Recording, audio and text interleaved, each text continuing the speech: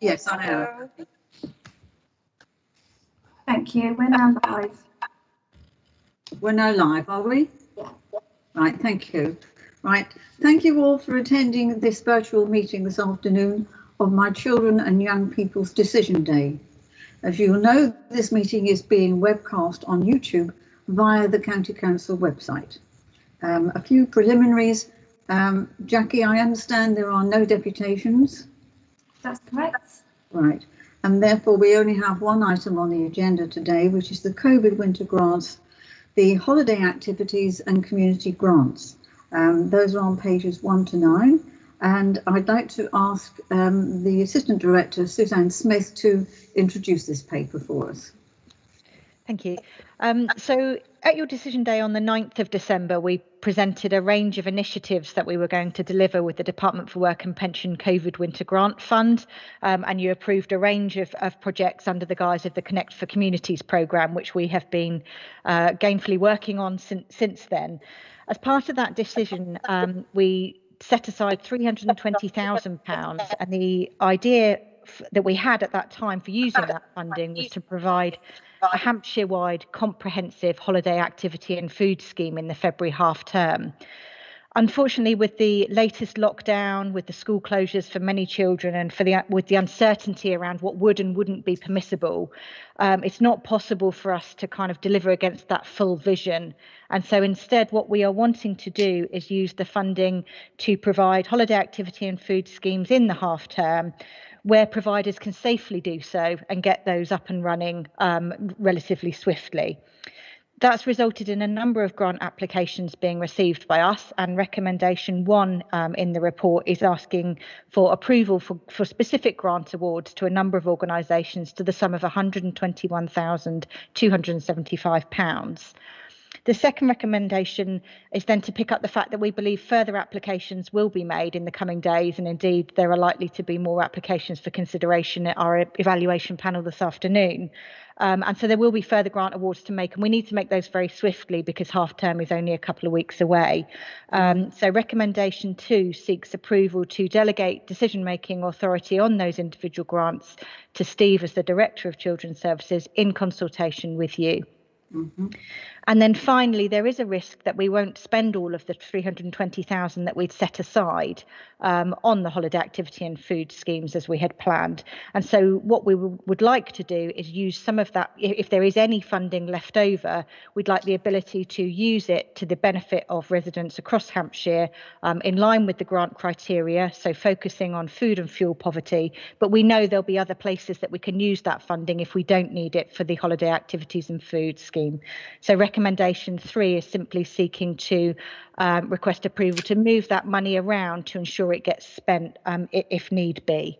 Mm-hmm. That's a brief summary of the report and the recommendations that we're putting forward today. Could I just ask one question? In paragraph 17 in your report, you said that the money would be any leftover monies, as it were, any unspent monies, not leftover, any unspent monies could be distributed to schools. Is that right? And as discretionary grants. Now that would be for additional food, presumably for the children, maybe winter clothing, or is it just for food?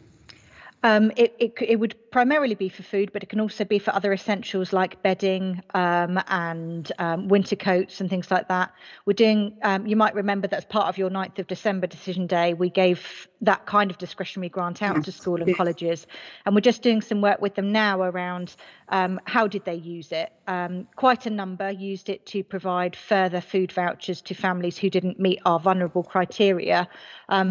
And the ones that we have spoken to so far have said that if there were to be additional funding, they feel they would have no problem in using it. So it's really about having flexibility in the event that we've got funding unallocated, because we've definitely got places we can use it. And one further question, in the unlikely event that funding is not spent by the various organisations that we've distributed to, i.e. the Citizens Advice Bureau, for example, they will be returning that funding. That's absolutely right. In all of the money that we've given out is backed up by a grant agreement, and one of the conditions of that grant agreement is that they must provide us with the reporting back on how the money's been spent, and any unused funding must be returned.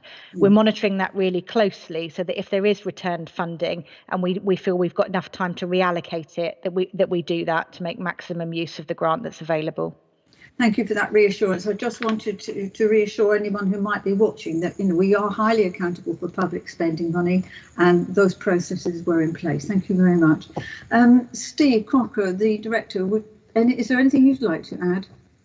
Only to reiterate that the underlying principle here is to get the maximum amount of benefit to the maximum amount of families in need at this time, and this gives us the flexibility and the wherewithal to do that, but as you rightly say, also the accountability on that. And the swiftness of the decision is important. Absolutely, yeah. They need it now, not in 6 months' time. Yeah, right, thank you. Erica, did you wish to raise any questions at all? No, I'm quite happy, thank you. It's all within budget, and the criteria is set out. So, right. And Nicola, is there anything you wish to add? No, there's nothing from my perspective, thank you. It's all covered in the report. I can't see Kelly, but I'm sure she's there in case there's anything you wish to add. Or Mary? Nothing from me, thank you. All right, thank you very much.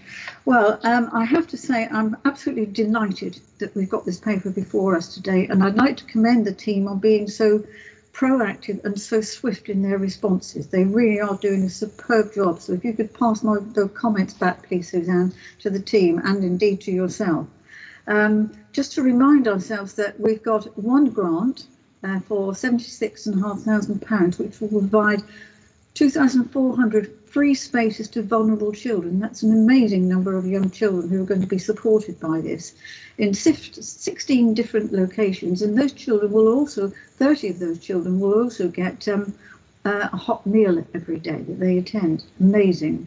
The second one is a childminder who's offered some additional help, and I'm very grateful to her for that. The third one is offering 600 free spaces to vulnerable children in 4 locations, again with a hot lunch for 30 children. And the fourth one is for just under £8,000 for 300 free spaces to vulnerable children in 2 different locations, and again with hot lunches, and that's very important, the hot lunches as well, for 30 children per day, because we know for many young people that might be the only hot meal of the day. And then we've got a similar scenario in grant application number 5, where it's 400 free spaces are being provided to vulnerable children and 20 hot lunches. And in numbers 6 and 7, another 300 spaces, another 20 children receiving hot meals, and the last one, 32 spaces for vulnerable children, and 16 of those will be receiving hot meals. So you can see it's covering a very justifiable, worthwhile area of vulnerable children in particular. So it's absolutely a very, very good. I'm very, very pleased to be able to support this. So if I could just turn to the recommendations, which are on the first page. The first page is that I approve all those grants, which I very, very briefly summarise, to the total of £121,275, and I most certainly do approve that. I'm delighted to endorse that recommendation.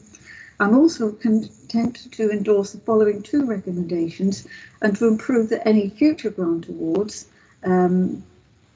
for the February half-term activity and food schemes will be done in consultation with the Director of Children's Services and myself, and that finally any remaining or underspent funds can be redistributed, as it were, in consultation with the Director and myself. I'm very pleased and very happy to endorse all those recommendations, and a huge thank you, as I've said just now, to all those members of staff who have moved very quickly to set this up in the first place. It's amazing what you've done in the short space of time, Suzanne, and your team deserve all possible recommendations for bringing this to fruition. You're making many young children and indeed parents very happy and relieved of a great deal of stress, so thank you. Having said that, does anyone wish to add anything further? If that's the case, then thank you all very much indeed for attending this decision day. And can I now please ask that the webcast be stopped?